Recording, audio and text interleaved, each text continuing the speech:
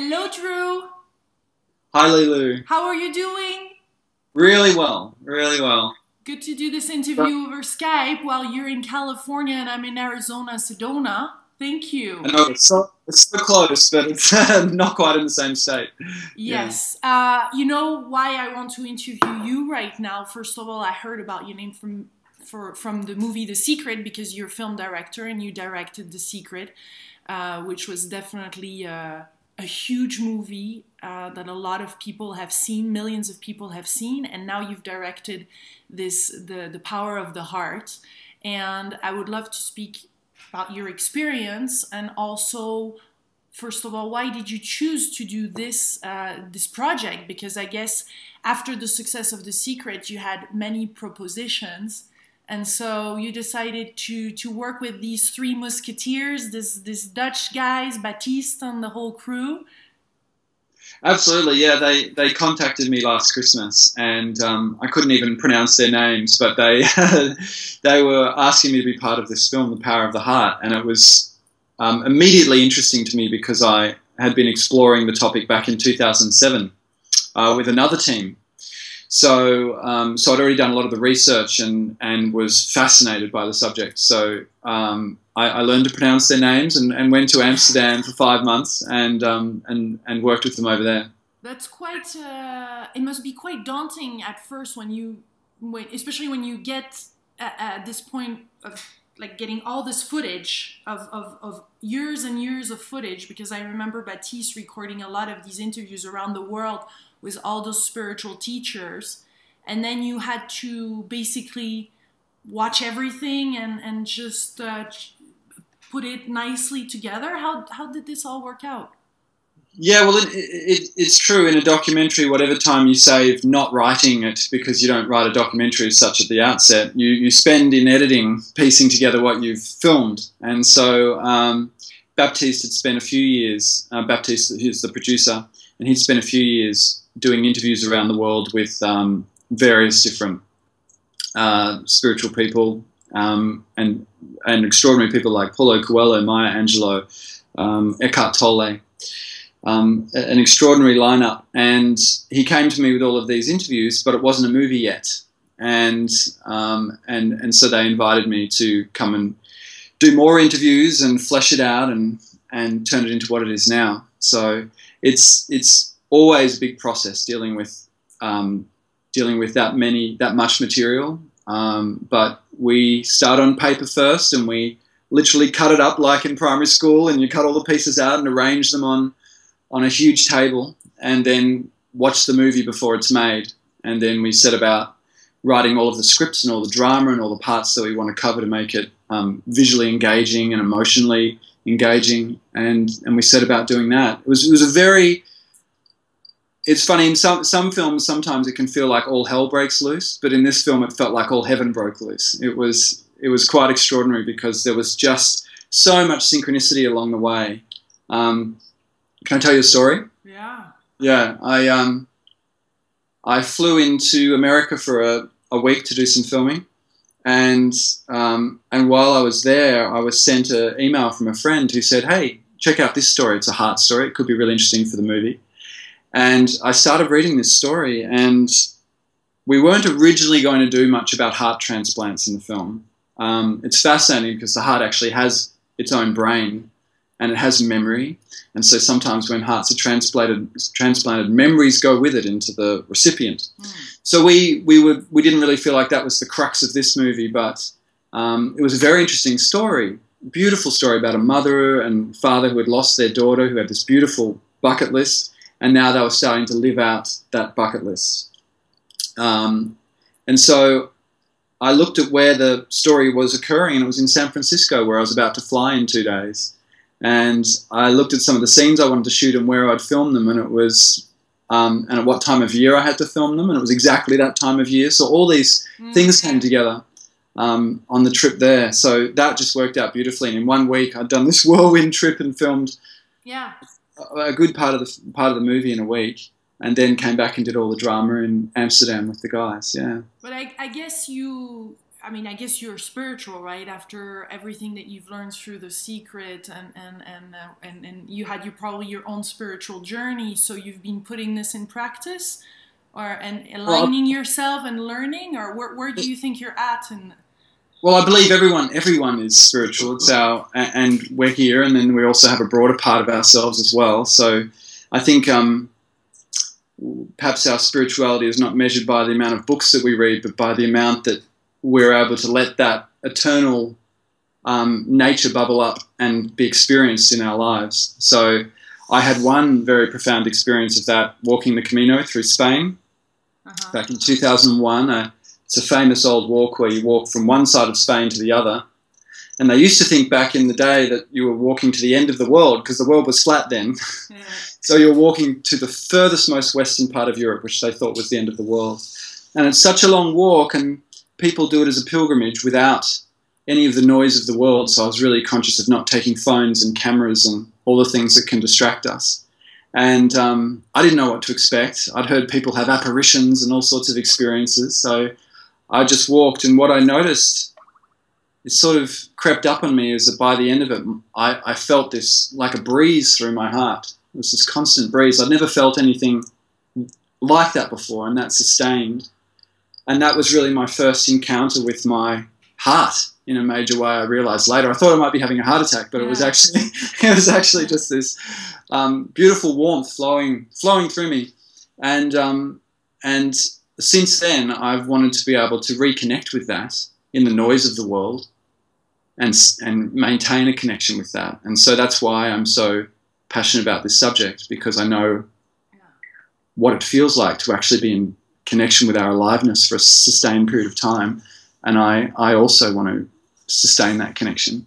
Yeah, and we can feel throughout the movie that it is infused with that, and obviously you have lived some synchronicities, so there is an alignment, and this creativity is also rooted within the divine connection, no? I mean, have you ever felt like when you were having ideas or choosing which scene or which actors or the places, that things were kind of aligning themselves? Like, I'm always surprised how natural this can be. Yeah, instead of the struggle of the mind. yeah, absolutely. This project had an amazing amount of flow. One of the actresses actually contacted me through my site saying, oh, you know, I'm an actress and I'd love to be part of anything you might be doing, and here's my reel. And I looked at her, and she looked exactly like Immaculée, who is one of the main stories in the film. And we did all sorts of auditions in Belgium because we needed Rwandan people, and Rwanda is a Belgian colony, and we were right there, so we're interviewing and casting all these people. And in the end, Jamie, who sent me that email, wound up being the person that we used. She was the best person for that role. So things like that happened a lot on this film. Do you have set intentions, or do you play a little bit with that too? Of course, yeah. In fact, Baptiste was kind of like my my intention angel or my affirmation angel. It was so funny. The producer, he lived quite away from where we were creating the movie, so he stayed with me in the apartment. And each morning he'd wake up, and while we were making breakfast, he'd say, "Oh, Drew, you're so blessed. Why are you so blessed?" And he'd say all these affirmations for me every day. It was so funny. And then on the night of the first screening, he said, "Oh, Drew, now you're going to find out if they will hang you or not." So yeah, in Amsterdam there was a lot of support from the team there. It's always beautiful to make a film where the people that are making it are living the principles as well. So yeah, how was it different than shooting The Secret? Because I know you didn't have much experience back then, and I guess you apprehended things differently now on even a technical but a creative level probably. Yeah. Once you go through one project like that, you sort of know what you're up for. So certainly I could almost lay out the whole plan of what was going to happen, and it just unfolded because I'd done that before. So that was really helpful. This time I spent much more time going deeply into the drama and deeply into challenging the challenging the concepts, because of course, when you're asked to make a film about the heart, the mind goes to a sentimental, pink, fluffy, portrait of the heart. And I wanted to really take all of the concepts of all the things that have been said about the heart in religions and all cultures throughout history and challenge them, put them to the test. Because I think that sometimes when we have big problems, there are big solutions. And then we can see that solution and we can apply it to our own lives. So this film really challenges a lot of those concepts, and I think that's where its power comes from. Yeah, there's some people that think there's not enough of the scientific portion into the movie. What do you have to say about that? Well, it's funny because we removed all the science from The Secret. Sometimes it needs it and sometimes it doesn't. I think for me, with this film, it was very important for people that identify really strongly with their minds, and that's me as well, to see right at the start of the film some science that validates the extraordinary power of the heart. And so at the start of the film, we have a scientific experiment that shows the heart knowing something before it's even occurred. Mm-hmm.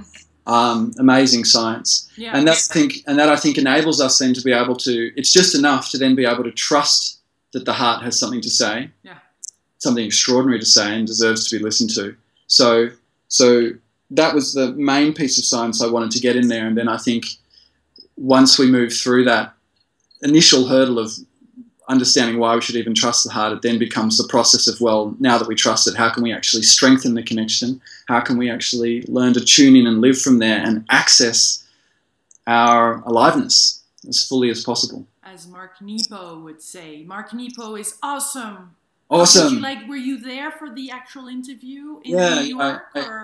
I interviewed Mark Nepo and Immaculée both in New York. And I'd actually... there was a little clip of Mark Nepo in the Power of the Heart book that was being made simultaneously with the film.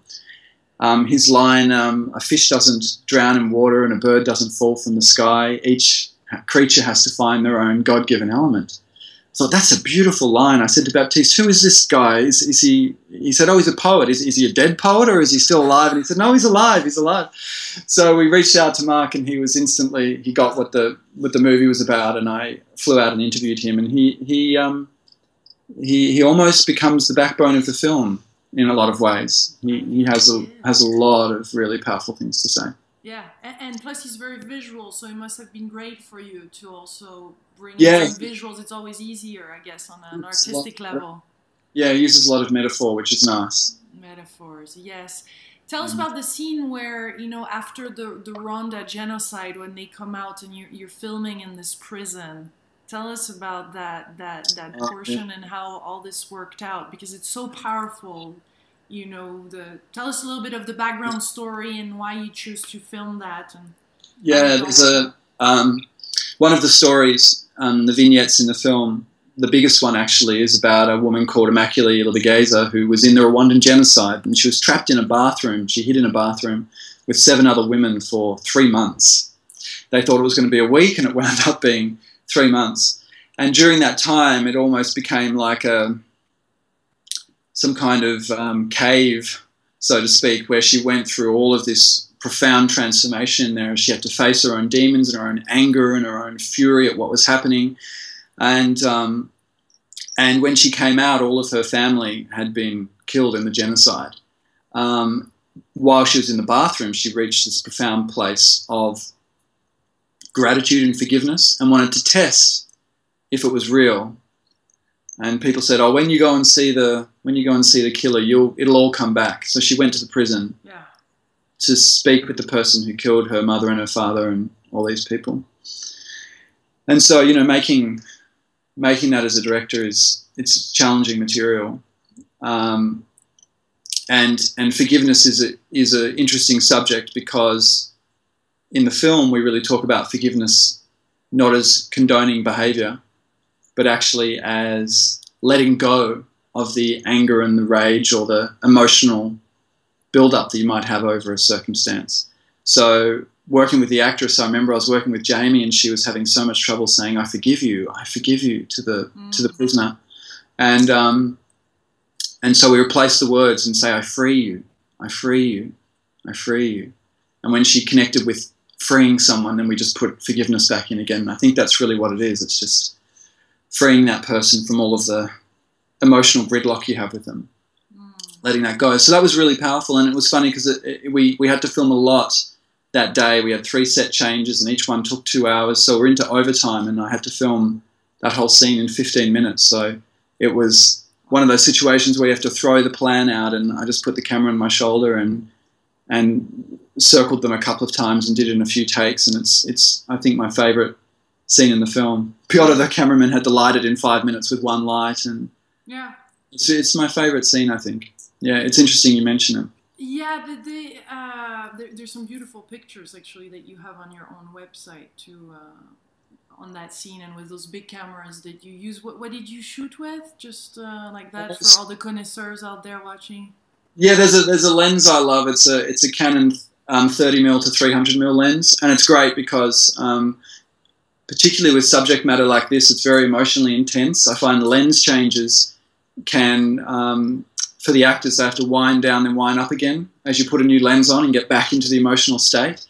So what I love about this lens is it's a big zoom lens and it can get wide and also very close. And so I filmed a lot of Rwanda like a documentary where we were shooting off the shoulder and just crashing in tight and wide, and I was just calling the shots as we went with the actors in that sustained emotional state so that there's emotional continuity between the scenes.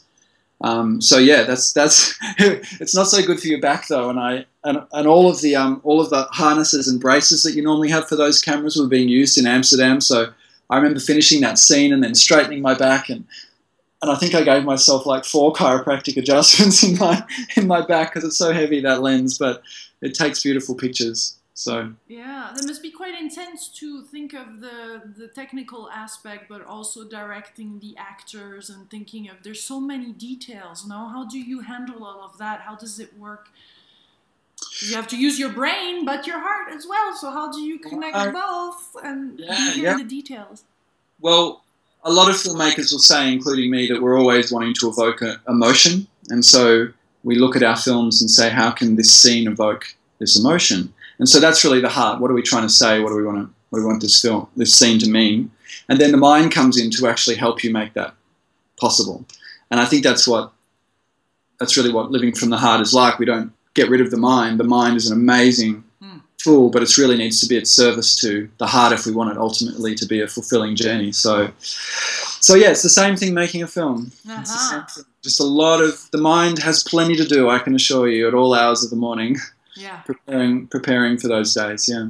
Tell us about the can we say samurai, or the first scene why did you choose that, and how did you, the costume, how did it all work out? Because this is on the poster, on the the movie, you see the helmet.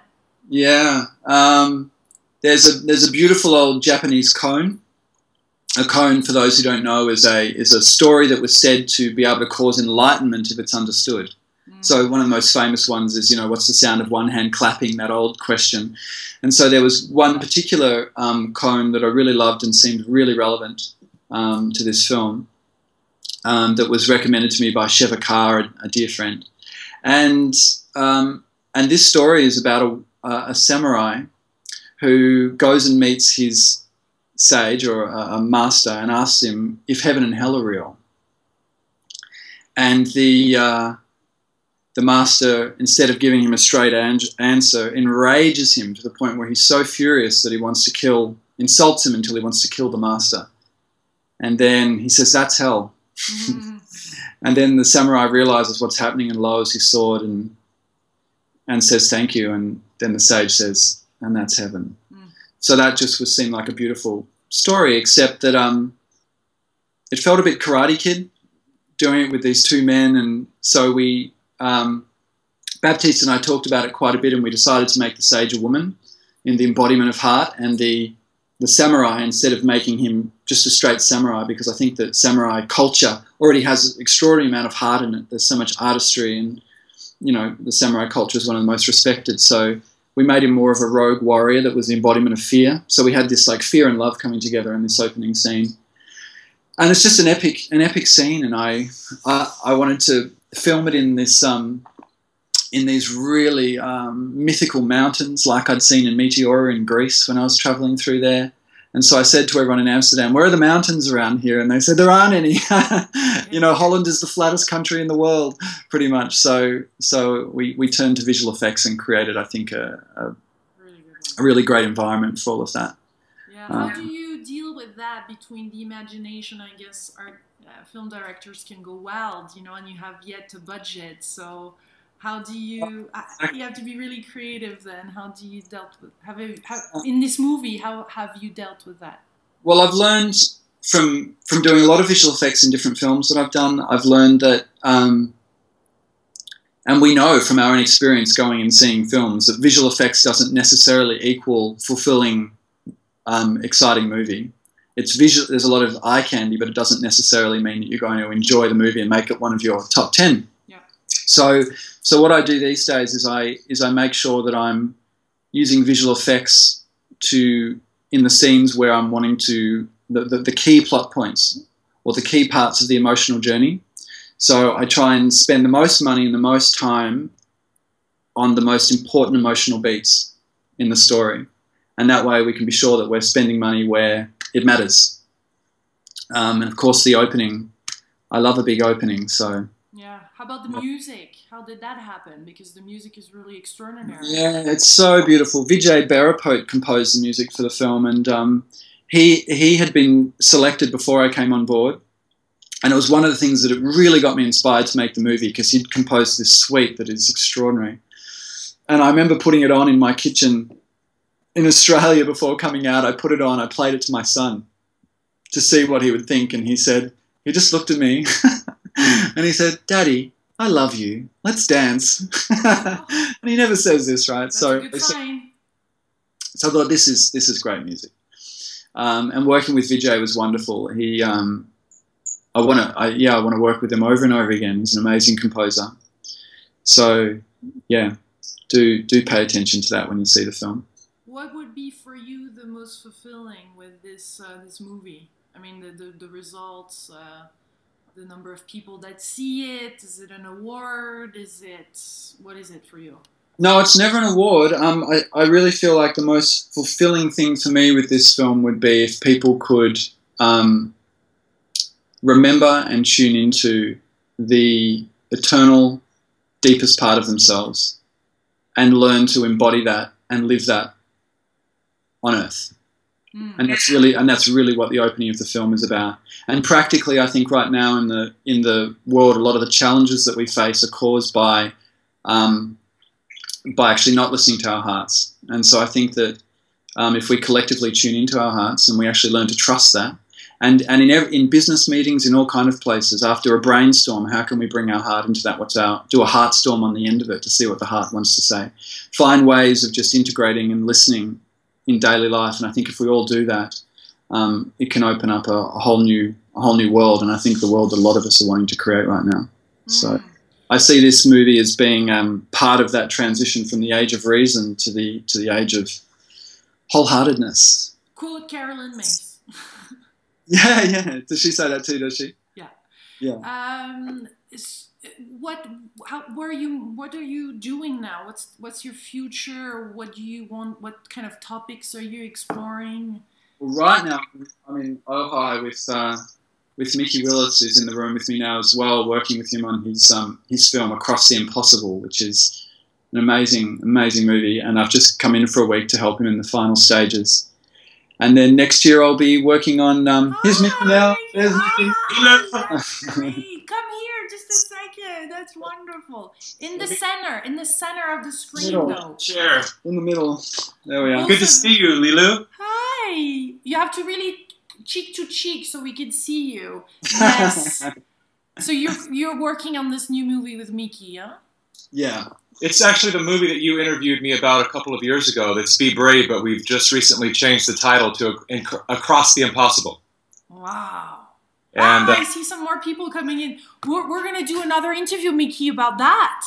Okay, that sounds good. Right Really, now, I'm putting my lens on Drew. it's amazing. Yeah. So there's another interview here for sure. Yeah. Yes. Yeah, well, while your lens is on Drew, which is a very worthy place to be right now, I will say that I recently, before I flew Drew in from Australia to help me here as a story consultant and editor on Across the Impossible, I, of course, took the time to sit down and watch The Power of the Heart, which ironically was a movie concept that Drew and I started together with another group of people. That's right. I was saying that back in 2007. 2007, yeah. And so when it came full circle, it was really inspiring to know that he was going to helm this project, because we've always talked about, you know, putting Band-Aids on symptoms or really getting to the core of what messages we would like to unfold in the world, or at least to be part of that unfoldment. And when I saw Power of the Heart, I was just really delighted, because I not only, you know, is Drew's work truly masterful, and to have seen it, how your work has grown in the last few years since we've been on different parts of the world. The maturity in the work, the power in the work, the way that it translates to really deliver the message of what the movie's about. It's incredibly powerful. You can see we like working together. We love working together. Yeah. You want to stay, huh? You want to stay a little longer. This is wonderful. Wow, what a nice compliment for Drew. Yeah, thank you, Mick. You're welcome. Absolutely. You're welcome. It's true. I'm his biggest fan. So special. Two men of the heart right there. Boom. Look at that, ladies. All ladies watching, this is what they look like. We want more of you guys around the world. Thank you for being so open-hearted and following that blessing and making your dreams come true and putting those images together and those stories for us to expand and evolve, huh?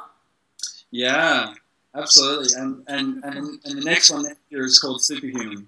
So I'll be starting on that for a year, and that's going to be a real global adventure. That'll be wonderful. So we might have to talk again after that one. I would love that. And next time in person. Thank you so much, Drew. Thank you, Mickey. I wish you a lot of fun.